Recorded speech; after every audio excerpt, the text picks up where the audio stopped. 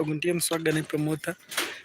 kandi tukabaganza gumanda ibintu by'amana mununga ibyo byuta kutekateka umuntu basa kureba ibyo utakoza kureba handi kandi ubireba nkore media kandi hati seri yabaha seri kuriya nibahagwe in fact wano reba genorangu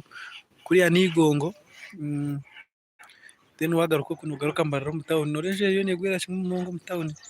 so yahiya kandi tujye mubamwe abagiga bamana basinjire kombeka ibizimbe by'abana bayogwa rero nambeka hotel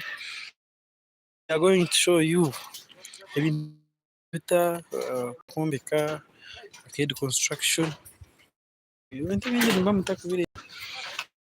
ngo mwe kitaretera tere bintu mutabyetegereza bye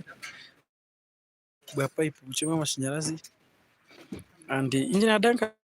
sogwe n'umuganda wanje ngo kwasaga inye cy'amizi ningashe cya plumbing akizimbeje so eshayo na ningwa funura video abakunda ibintu by'amani nkebe muzeho murinde video yenyine amuheru you can see Mbarara is now developing seriously.